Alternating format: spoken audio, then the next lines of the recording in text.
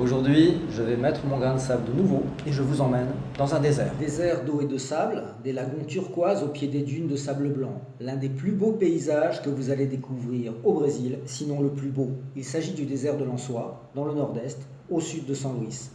Mais je vais mettre mon grain de sable, c'est du marketing de dire que c'est un désert, car la température ne chute pas durant la nuit. C'est en fait une zone de dunes de 1550 km².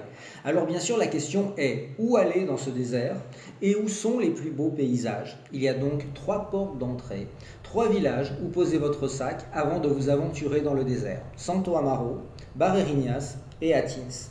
Santo Amaro, voici sur l'écran les points positifs et négatifs. On va passer rapidement et si vous souhaitez lire plus calmement, vous posez la vidéo. Bref, Santo Amaro, c'est un petit village pas très charmant, avec des hôtels et des restaurants pas terribles. Désolé, c'est comme ça. Mais en contrepartie, les paysages du désert sont fantastiques et l'excursion de Betania est la plus belle que vous puissiez faire dans ce désert. En tout cas, c'est ma préférée. Atins. Atins, voici les points positifs et négatifs, idem, vous posez la vidéo si nécessaire, ok.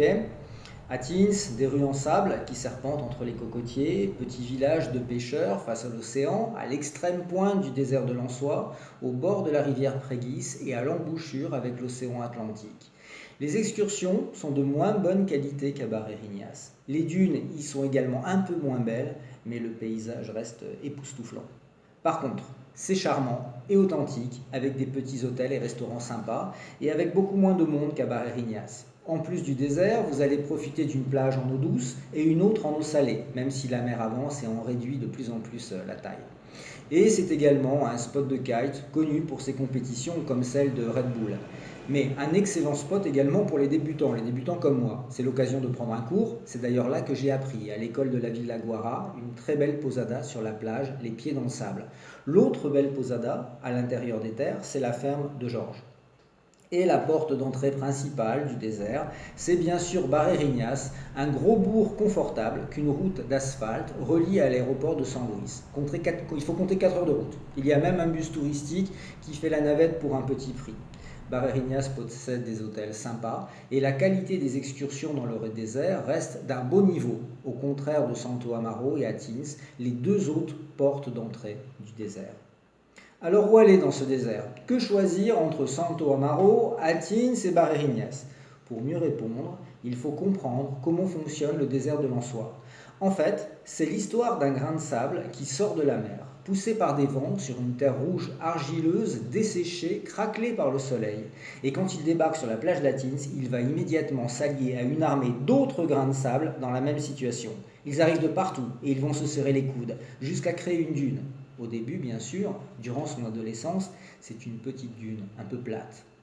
Mais plus les vents la déplacent sur la terre argileuse et l'alimentent en grains de sable, plus elle grandit et s'arrondit. Et quand arrive l'âge adulte, du côté de Barreirinhas ou Santo Amaro, elle est une belle dune bien épanouie avec ses 40 mètres de haut.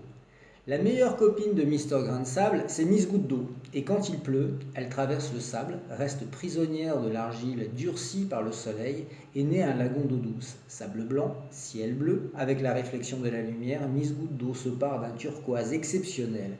Baignade obligatoire sous le soleil, elle est chaude.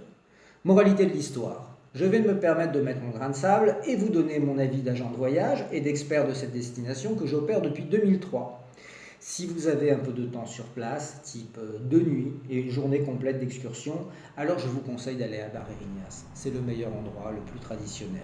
Si vous avez suffisamment de temps et de budget, je vous conseille de faire Santo Amaro et Atins, ou alors Barreirinhas et Atins.